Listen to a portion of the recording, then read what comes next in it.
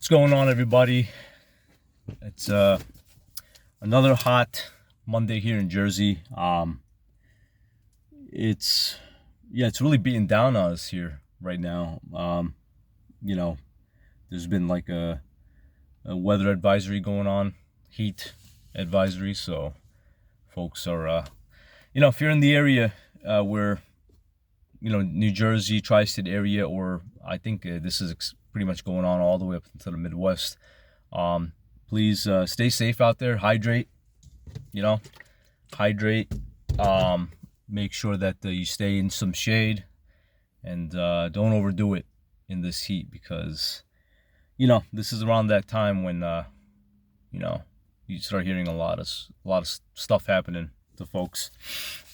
But yeah, stay safe out there, guys. So today's video, kind of want to discuss the system that our country's developed on, and why. I know a lot of people probably had this feeling that the United States is like broken, that we're running on this oligarchy development that just started spurring out of nowhere, started to kind of grow out of nowhere.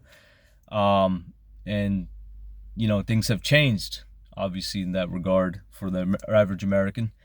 But I think we need to kind of look back at history, and also look at how the country was developed and what its intentions were for. And then we can kind of see that we kind of start seeing in the cracks that the United States of America isn't really broken. It's pretty much functioning the way it's supposed to be functioning, right? And again, wrote a couple things down here, but we can start with history and then go into how things are going now. And a lot of this stuff might seem like, oh, this is so long ago, we don't do this anymore.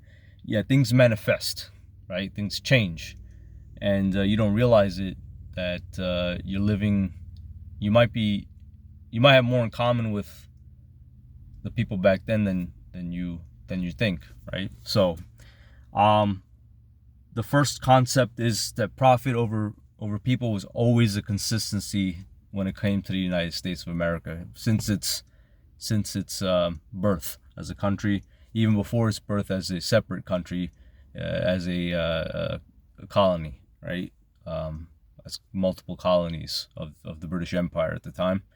So we got to look at things like there was corporate charter that was developed in 1607. I actually need to do a little bit more research on this. Maybe somebody could do some research on this for me. But the Virginia Company, I guess it's kind of like what they did with maybe that sounds like something like what they did with the East India Trading Company out in the other side of the world, right? So try to just capitalize on land that they have. The colonies themselves were an investment for the British Empire, right? So new land, new territory, new resources that we can just like take over. And obviously land is king when it comes to any economy you live in. You have land on a finite planet that can't really develop new land. I mean, it can, but you would have to wait probably millions of years before how does that process work? Volcanoes underground volcanoes creating new land masses. I don't know, but yeah, that's not happening. So yeah, colonies were an investment for them. There were land grabs, slave labor, right? These were business models used at that time, which it's funny because after we split from the British Empire, we still used these business models, right? So especially like with the Civil War and whatnot. So that that's something that we kind of need to remember, that this is how this country started. This is how our foundations were laid. And the Constitution itself pretty much is a great example of something that protects property and capital over people, right? If we really look into it. So it was developed with that in mind, right? So if you think about it, this all makes sense. A little bit more now. Productivity is a big one, right? The United States of America, U.S. workers are the number one when it comes to productivity in the world. We're always outbeating the competition when it comes to productivity. but yet we don't get any federal mandated vacation time, no federal mandated maternity leave that's paid, right? We got no universal health care, right? And then our wages themselves have been stagnant, while the rate of CEO pay has increased almost, what is it, like 1,000? It says 1,460%. We'll say 1,400% since the 1978. That's freaking crazy, man. Like, just that thought alone. Number one product company, number one country. We should say company. The United States of America is a company, but number one country, number one highest productivity, and yet our benefits are worse than, like, I think I read that Afghanistan gets like 38 days off a year or something. I don't know, man. That's crazy, right? So, and then you got Trump over here saying in his recent post that we have too many holidays and even the workers don't want it. What the hell are you talking about, man? What the hell are you talking about? I don't think a single worker out there is gonna fucking agree with that type of statement. So, yeah, man. No, that's what? Come on, you know? I don't know, man. But I mean, look, that's number two, right? Productivity is up there, but yet we get nothing out of it as the average worker. And then obviously, this is a billionaire's paradise. This is a entrepreneur's paradise, right? If you have the entrepreneurial spirit, you have the resources, the workforce to produce what you're trying to produce, right? At the same time, you don't have to lawfully give them all these benefits. So, yeah, you can find cheaper labor elsewhere, and that's what we did, right? In the 70s and 80s, we took a lot of our work and we sent it over to Asia, where it's like, oh well, we don't have to give them any benefits and even lower pay, and you see how that's kind of working out for us now. Bringing me to another point, I gotta make a video about this as well. Is like how the hell do we have this weird rivalry thing with China? Like, China is our enemy. At the same time, like, we're the ones who sent all of our jobs there. We helped them rise to where they are, and now they're the enemy. Is America, is the United States of America just like create its own, just like love to create its own enemies? When we took the Mujahideen while they were fighting in Afghanistan against the Russians, and then they became our enemies. China's becoming our enemies, which we sent we helped grow their economy, right, by sending our work there. So that's something that's another video I guess we can discuss. But yeah, like, low capital gains taxes for billionaires, real estate loopholes that they have available, offshore tax shelters that they can, they can legally do all this stuff while undercutting the average American, and they're not paying their fair share of taxes, right?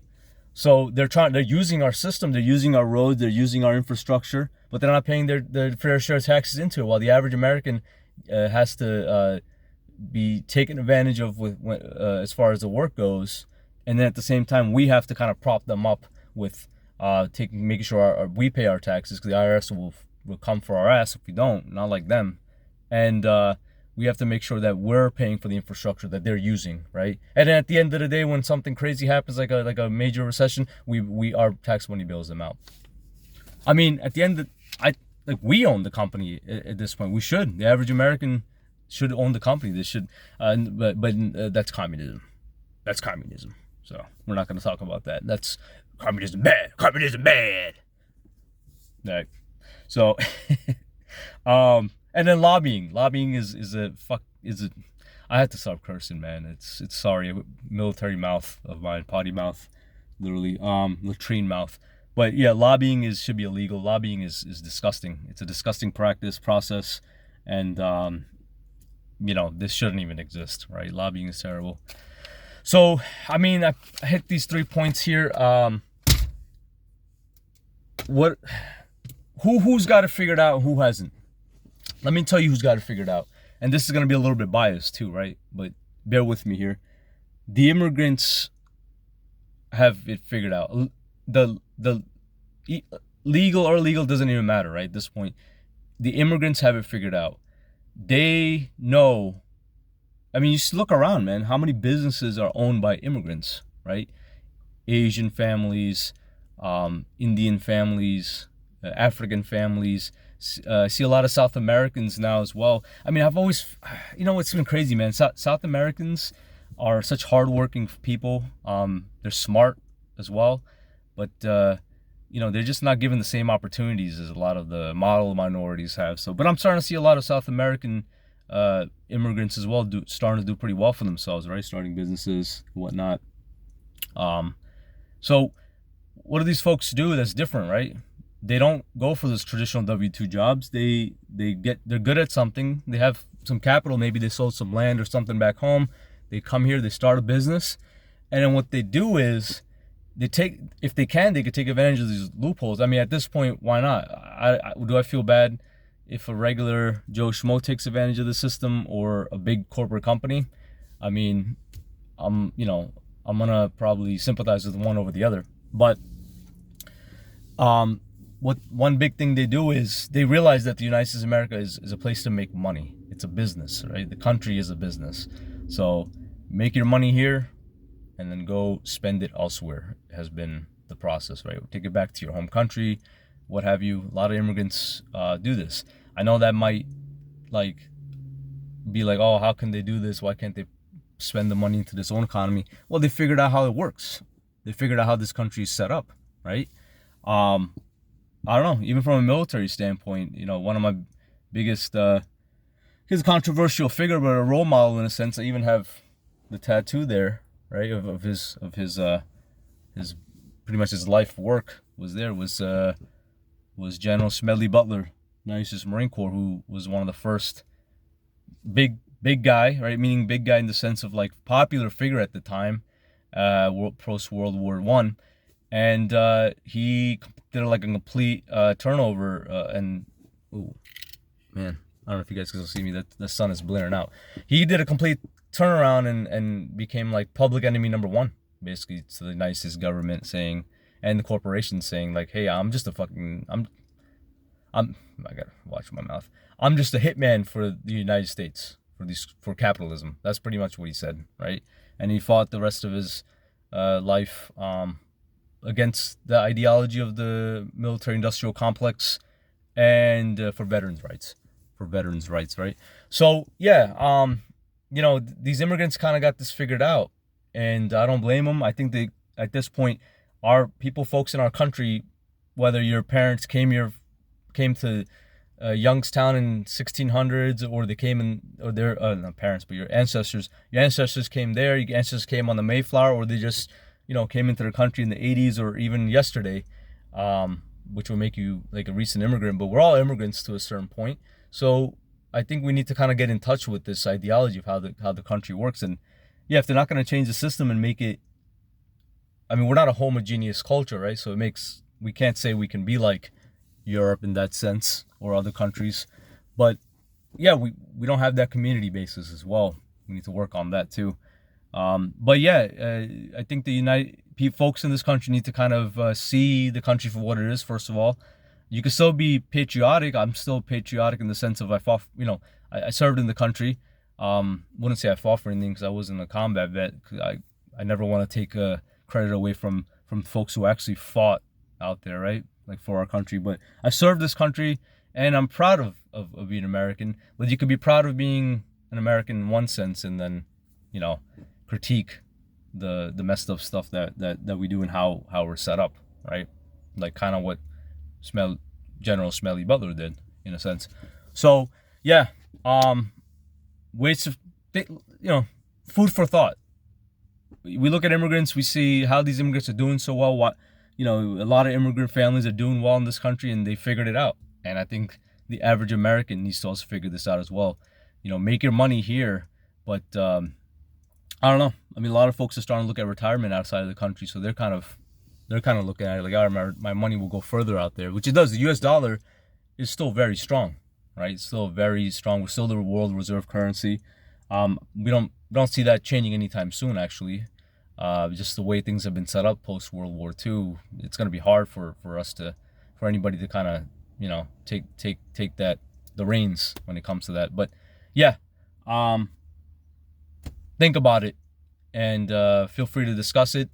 But ponder upon that. Do your research on this, and see if you can come up with a similar game plan. Learn from these people, and that's pretty much it.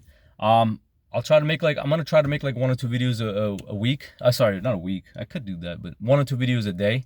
I'm also on the chopping block here, working in the tech side of things. Things are slowing down, so I'm not saying I'm making this a full-time thing, but you know, I'll have more time to make these videos, basically as an unemployed guy, you know. So all right, guys, next one. Thank you. Like and subscribe. Bye.